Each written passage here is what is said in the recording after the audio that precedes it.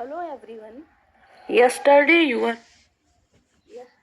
were reading that Germany ने जो first world war लड़ी उसमें जर्मनी हार गया और पूरी वॉर की रिस्पॉन्सिबिलिटी एलाइड कंट्रीज ने जर्मनी को ही दी और जर्मनी में इस तरह एक वीमर रिपब्लिक बना जो कि बहुत ही वीक और फ्रेजाइल था। नेक्स्ट टॉपिक है political radicalism and economic crisis. The birth of the Weimar Republic के साथ मीन्स वीमर रिपब्लिक की बर्थ के साथ ही स्पार्ट दिस लीग। क्या है ये? फर्स्ट वर्ल्ड वॉर के बाद जर्मनी में रोजा लागमवर्क और कार्ल लिब्कनेcht के नेतृत्व में एक कम्युनिस्ट पार्टी संगठित हुई जो समाजवादी क्रांति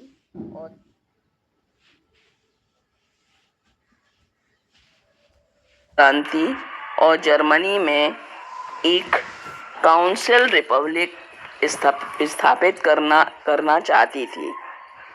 बाद में जर्मनी की कम्युनिस्ट पार्टी का आधार बनी। ये संगठन बिल्कुल बोल्शेविक रिवॉल्यूशन, रशिया में जिस तरह का बोल्शेविक रिवॉल्यूशन था ठीक इसी तरह का ही था। जो भी इस लीग के अपोजिशन में थे जैसे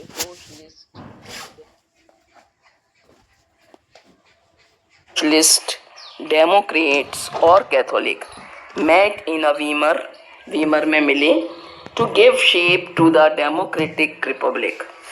The Weimar Republic crushes the uprising with the help of ये जो स्पासिस्ट लीग की अपराइजिंग थी इसको क्रश कर दिया वीमर रिपब्लिक ने। किसकी हेल्प से? A war veterans organisation called free corps, एक फ्री कॉप्स नाम का ऑर्गेनाइजेशन था। उनकी हेल्प से वीमर रिपब्लिक ने इस स्पासिस्ट लीग को ख़त्म कर दिया। इकोनॉमिक क्राइसिस जो कि 1923 में हुई थी इसका असर भी वीमर रिपब्लिक पर था। ये हम पहले ही पढ़ चुके हैं कि जर्मनी को पूरा वॉर का रिस्पॉन्सिबल माना गया था और जर्मनी ने अपनी ये लड़ाई लोन्स पर लड़ी थी, लोन लेके लड़ी थी। अब उसको जो लोन अपनी वापस करना था, जो वॉर रिपेरेशन था, वो गोल्ड में वापस करना था। जो भी उसने लिया था अब उसको गोल्ड में वापस करना था। This depleted gold reserve at a time source were scarce, और इस तरह से ये जो गोल्ड के रिजर्व थे ये उस समय बहुत कम थी। इन 1923 जर्मनी रिफ्यूज टू पे and French occupied it's leading industrial area Ruhr. 1923 ने जर्मनी ने कह दिया कि हम अपना लोन वापस नहीं करेंगे। तो फ्रांस ने उसका जो एक इंडस्ट्रियल एरिया था रूर उस पर अपना क्लेम कर लिया और रूर में मोस्टली क्या होता था? Coal. Germany retaliated with passive resistance and printed paper currency recklessly. अब जर्मनी ने क्या करना शुरू किया? वो बहुत होपलेस हो गया तो पेपर करेंसी को छापना शुरू किया। उसने अपने कंट्री में पेपर करेंसी, वहाँ की करेंसी है वैसे मार्क, तो मार्क को उसने रेकलेसली बिना किसी प्रेशर मतलब के बहुत ज़्यादा उसने अपनी पेपर करेंसी को प्रिंट करना शुरू किया। With too much printed money in circulation, तो मार्केट में समझो करेंसी की एक फ्लड सी आ गई, बाढ़ सी आ गई और जो करेंसी की वैल्यू थी वो एकदम, जो जर्मन मार्क की वैल्यू थी एकदम कम हो गई। In April the US dollar was equal to 24,000 mark. अप्रैल में जो एक डॉलर पर 24,000 मार्क देने पड़ते थे।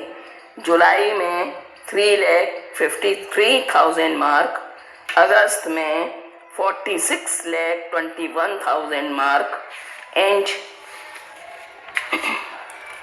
and 98 lakh 8,000 means marks by December, और दिसंबर में इसकी कीमत और भी कम हो गई. The figure had run into trillion means mark की वैल्यू ट्रिलियन तक पहुंच गई. As the value of mark collapsed prices of goods sold, mark की वैल्यू खत्म होती गई और हर चीज की सामान की कीमतें भी कम होती गई. द इमेज ऑफ जर्मनी, जो मार्क की जब वैल्यू कम हुई तो जो और चीज़ें जी कॉमोडिटी थी मार्केट में जो बिक रहा था उनकी कीमतें बहुत बढ़ गई. The image of German carrying cartloads of currency notes to buy a loaf of bread was widely publicised evoking world wide sympathy. अब क्या होता था कि जर्मनी के लोग अगर एक ब्रेड लेने जाते थे तो गाड़ियों में भर कर मार्क ले जाते थे. मीन्स पूरी गाड़ी भर के ले गए करेंसी और उसके बदले में ब्रेड लेकर आ गए. तो इस वहाँ जर्मनी की इस तरह की हालत को देखकर पूरे उसे वर्ल्ड वाइड सिंपैथी मिलने लगी. This crisis came to be known as hyper inflation. ये इस क्राइसिस को हम कहते हैं हाइपर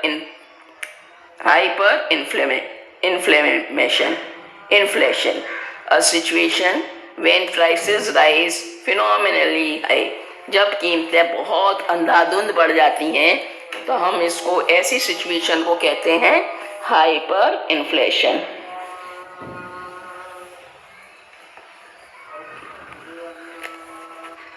ऐसी सरकमस्टेंस को देखकर अमेरिका ने इंटरफियर किया और जर्मनी में एक डॉस प्लान इंट्रोड्यूस किया और जो कंपनसेशन को पूरा करने की जो शर्तें थीं उसमें कुछ इम्प्रूवमेंट किया. Terms of reparation to ease the financial burden on Germans means जो वो अपने वापस कर रहा था जो लोन, उनकी जो टर्म्स एंड कंडीशन थी उन्हें इजी कर दिया. नेक्स्ट टॉपिक है the years of depression. The years between 1924 and 28 saw some stability means 23 की ये आपको बताया 24 और 28 में कुछ स्टेबिलिटी दिखी. yet this was built on sand, लेकिन ये एकदम थोड़ी देर के लिए ही थी. built on sand means मतलब जैसे कि हम बालू पे घर बनाते हैं उसी तरह का कुछ था. German investment and industrial recovery were totally dependent on short-term loans. German का इन्वेस्टमेंट और रिकवरी दोनों ही शॉर्ट टर्म लोन पर थे, लार्जली फ्रॉम द यूएसए. और उसकी हेल्प कौन कर रहा था? यूएसए. तो this support was withdrawn with the wall street exchange. तभी क्या हुआ, वहाँ जो अमेरिका में wall street exchange share market से रिलेटेड है, तो अमेरिका ने अपना सपोर्ट वापस ले लिया. अमेरिका क्या कर रहा था, जर्मनी को कुछ लोन वगैरह दे रहा था जिससे कि वो अपना जो कंपनसेशन लड़ाई का था उसे पूरा कर रहा था. लेकिन क्या हुआ, अमेरिका ने ये सपोर्ट बंद कर दिया क्योंकि वॉल स्ट्रीट एक्सचेंज क्रैश्ड इन 1929. जो वर्ल्ड डिप्रेशन हुआ तो उनका जो शेयर मार्केट था अमेरिका का वो एकदम कोलैप्स कर गया. तो अमेरिका ने अपनी हेल्प करनी बंद कर दी. Fearing a fall in prices people made frantic effort to sell their share. अब कहीं ऐसा ना हो कि कीमतों में कमी आ जाए, लोगों ने अपने शेयर बेचने शुरू कर दिए. On one single day, 24 October, 13 million shares were sold. This was the start of the Great Economic Depression. 24 को क्या अक्टूबर को 13 मिलियन शेयर थे वो बेच दिए गए. Over the next 3 years, between 1929 to 32, the national income of USA fell by half. जो national income थी यूएसए की वो आधी रह गई. Factory shut down export fell, farmers were badly hit, and speculators withdrew their money from the market.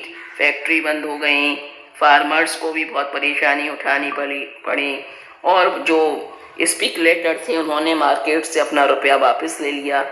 The effect of the recession in US economy were felt worldwide.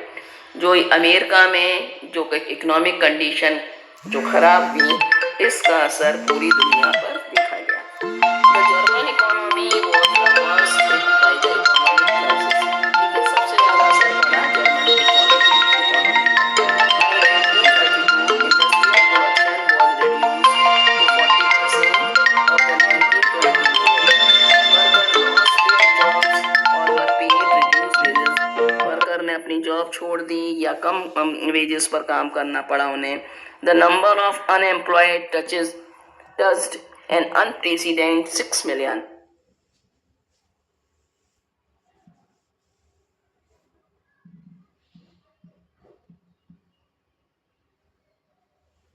On the street of German, you could see men with placard around their necks saying willing to do any work. German की street पर हम देख सकते थे ऐसे लोगों को जो अपने नेक पर अपनी गर्दन पर लटकाए हुए थे प्लेइंग कार्ड और उस पर लिखा हुआ था willing to do any work. Unemployed youth played cards or simply sat at street corner or desperately queued up at the local employment exchange. As job disappeared, yet the youth took to criminal activities and total despair became commonplace. जैसे जैसे job खत्म होती गई वैसे ही वहाँ का German के जो युवक थे वो क्रिमिनल होते गए और हर तरफ होपलेसनेस दिखाई देने लगी. The economic crisis created deep anxieties and fears in people.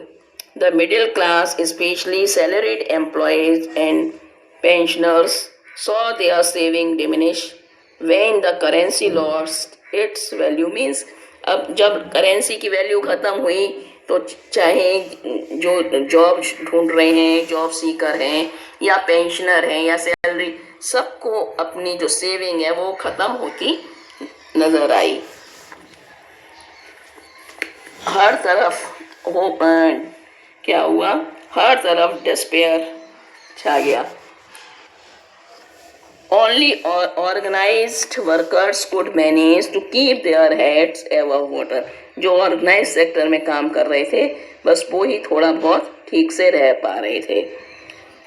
Politically too the Weimar Republic was fragile. ये तो हमें मालूम ही है कि वीमर रिपब्लिक बहुत कमज़ोर था.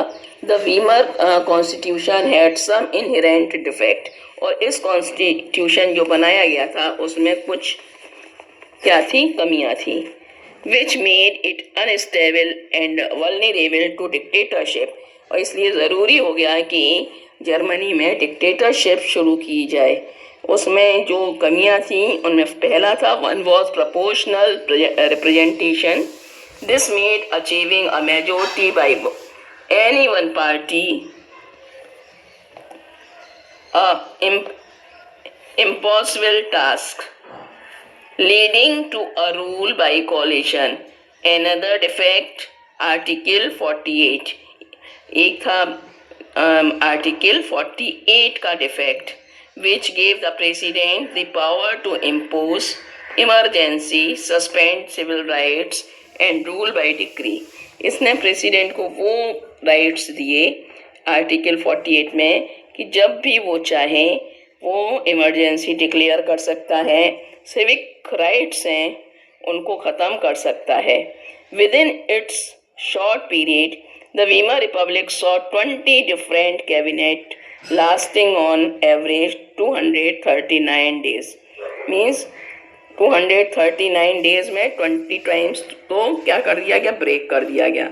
And A liberal use of article 48. Article 48 का यूज करके करीब 20 टाइम्स 239 डेज के रूल में 20 बार क्या किया प्रेसिडेंट ने कि बार बार इमरजेंसी डिक्लेयर कर दी. Yet the crisis did not be managed. और किसी तरह से ये क्राइसिस मैनेज नहीं हो रही थी. पीपल लॉस्ट कॉन्फिडेंस, लोगों का कॉन्फिडेंस खत्म हो गया इन द